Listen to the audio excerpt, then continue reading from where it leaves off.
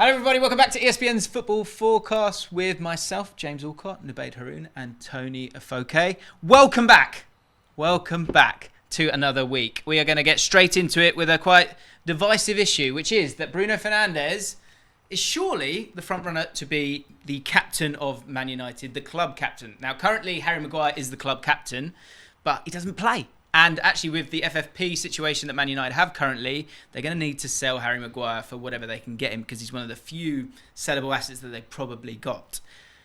So with him making way, there is space for a new club captain. Bruno Fernandes has been captain most of the time, Toni. Should he be rubber stamped as the main man, the club captain of Man United moving into next season? In my personal opinion, no, but I feel like he is going to be. I feel like if you look at the candidates for Man United's next captain, you could possibly say a Casemiro, Alessandro Martinez, a Rafael Varane, but there's so many cons when it comes to it. And throughout this season, Man United barely have any leaders. And as you said, Harry Maguire is the captain, but Bruno Fernandes is the one that's actually been playing. So he's been doing the job, and we've had a decent season. We've won our first trophy in 6 odd years.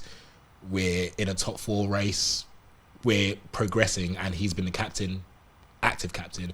So at the same time, will I be happy as Bruno Fernandes captain? Yeah. Like, I'm trying to convince myself, yeah, but there's the reviews are in. Toni says, yeah. Not even an A in that, yeah.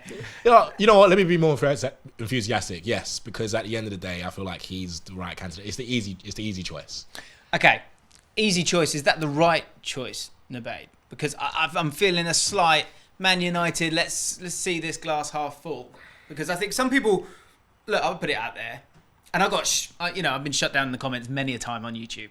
But one that I read and I went, Joe, that's a really good point. Was after the Liverpool game, the 7-0 game, where Bruno gave up a little bit in that game, and now it was incredibly cavalier how they sort of kept going for it, Man United, and there was almost a lack of leadership in understanding you've got to take your medicine here and maybe shut up shop.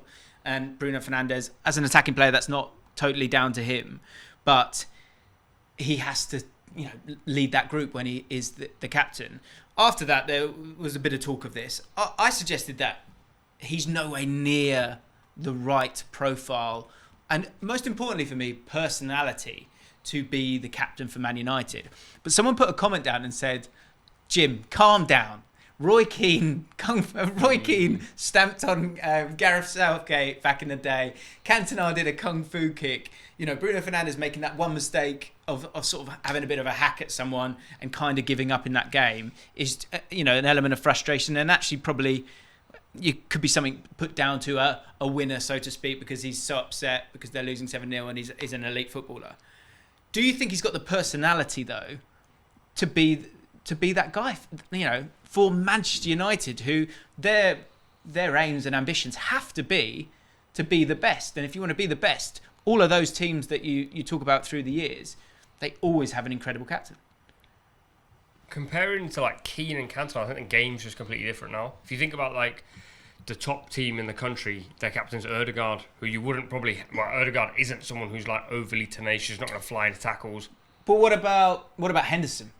But again, Henderson doesn't... If he flies into a tackle, he doesn't then pick the guy up by his throat or scream at the referee. That. So I think in terms of personality-wise, the captain in football has now changed. A lot of the times you'd have your Carlos Puyol type captains who would fly into someone and then pick them up by their throat. Aggression was the nature of a captain. I think it's evolved so much now that you can be aggressive, but you've also got to be very level-headed. Yeah. And I don't feel like Bruno Fernandes is that character. We've seen, yes, there's a Liverpool example, but we've seen time and time again where as soon as the chips are down, Bruno suddenly looks like one of those players that doesn't fancy it. He starts moaning and starts whinging. I think your captain's got to be someone that people in the club follow and like. And I think there is a divide of people. Toni is a Manchester United fan, and he's divided on whether Bruno Fernandes should be captain. He's a phenomenal footballer for sure, but when you're losing, he's not interested. And when you're winning, he looks wonderful. That's not a captain for me. That's just a very, very good footballer. Yeah, and I guess the thing here as well is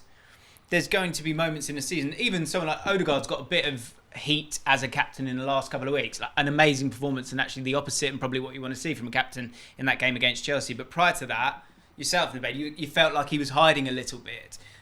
I think the bottom line for a 2023 captain is when it's not really happening on the pitch, the other players can look at that player and he can be the guy that can sort of lead you out of the storm, so to speak.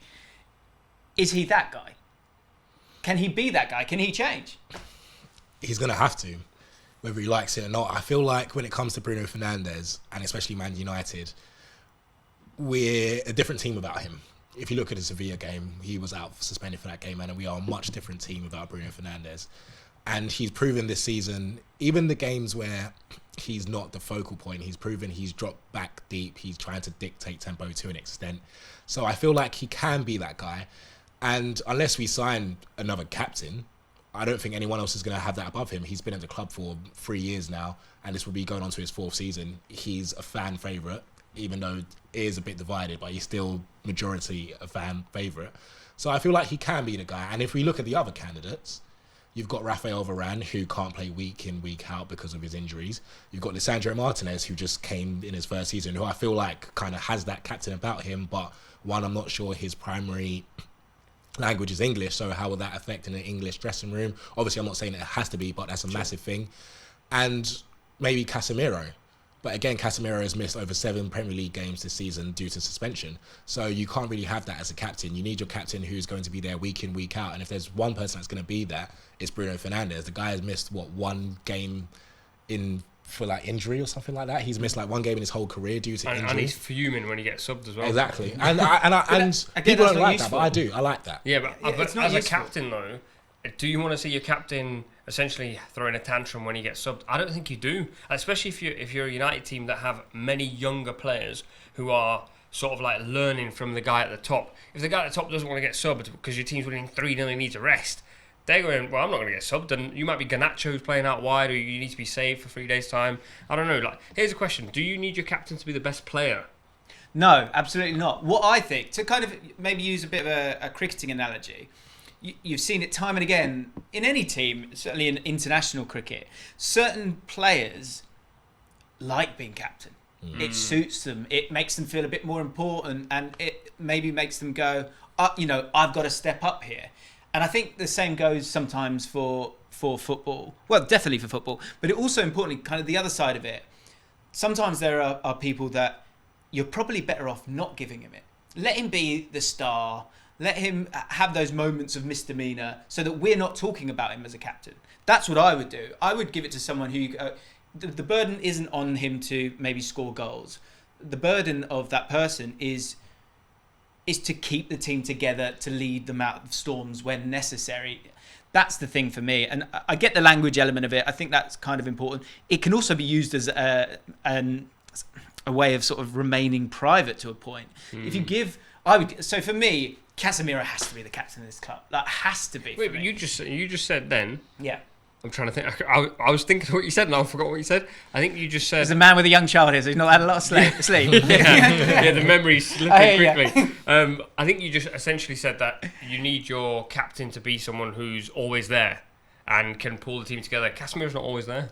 So I think if you look at some of the sendings off, not all of them, we had a look at them before we started recording, that there's been some moments where Casemiro has got sent off unfairly. So I think those stats are slightly stat padded with a couple of terrible decisions. I would also say when it comes to big games, equaliser against Chelsea, the League Cup final, Casemiro steps up in those games when you need him. And come back to the language thing, you could go where often what's happened, I think a big thing that's hurt Harry Maguire as the captain is they've gone, you've just lost, right? You wheel him out and he's got to say something, and whatever he says will get picked apart by the numerous, fan channels, the numerous media that is there, right? If you've got Casemiro who doesn't speak the language, you can't do that. And that can make it a little bit more insular, which I think could be really, really useful. One other thing I would say about Casemiro is I've just Googled him. He missed 6 games last season for Madrid, missed 4 the season before, 6 the season before, 9 the season before, 8 the season before that. So he regularly does miss games. And that's where I'd go, especially Manchester United who are going through this period. I think you need your captain available all the time. And I actually like the argument of having your captain not being your best player. And so, like, I think for United, they've got like Bruno, who's probably the most important player, you'd say. Then you've got like Casemiro, Lisandro Martinez. I think you need it to be one of the quieter guys. I would actually be pushing Luke Shaw towards it. No way. Well, he's spoken really. He's spoken. That is a shocking take. No, let him land. Let him land. Let him land. The thing is, Tony, you pick up on this. if you look at the candidates, there isn't many options. Because it's Casemiro. Yeah. It has to be Casemiro. But then, because you're saying to me, don't have this amazing captain because you're going to miss him for 6 games, of which you don't know what those 6 games are. Those 6 games might be against the bottom 3. Yeah, but that's one game, and that's where I think you retain the kind of value of those big egos like Fernandes by going, you're still vice captain. This is Casemiro. He's won 5 Champions League. He's an integral part. Bruno Fernandes is going to go, yeah, okay, I get it, but I'm still second in command. Everyone's happy. But I wonder, like, I think in the English game we have like an obsession around the captain being like the most aggressive player or the toughest guy in the team, which he may well be. But I don't think that's important for the captaincy of a team that needs to be level-headed going forward. He's not level-headed. We've sat on this panel and we've argued why Xhaka isn't a brilliant captain because he's not level-headed. And now I do think Casemiro's slightly more level-headed than Granit Xhaka, but I don't think I can go, yeah, Cass, you're playing Arsenal next week, so do not get booked against Crystal Palace. And then he goes and makes a daft tackle and gets booked against... And I think as a captain, that's unforgivable. But as a holding midfielder, I can let it go. I don't know about that Luke Shaw thing, because you were speaking about availability, and one thing in Luke Shaw is availability is not great. We haven't mentioned Marcus Rashford. Now, I'm not saying Marcus Rashford is the ideal candidate, but if we're going to go down the Luke Shaw route, why do we not go down the Marcus Rashford route? He's the Manchester-born guy. He knows the ins and outs of the club. Yeah, came through the youth. He's now having his best season ever, coming up to it. If we're going to talk, maybe he could be the vice captain. I'm not too sure, but I feel like overall, if you look at all the candidates and the pros and cons, you weigh them down and you go back and forth. Overall, I think Bruno Fernandes is probably the best candidate. Really? Wow. Yeah. If I actually look at it, I think Bruno Fernandes is the best candidate. Okay, guys, a clean sweep of disagreement. I believe Casemiro, but what do you think? Let us know in the comments down below.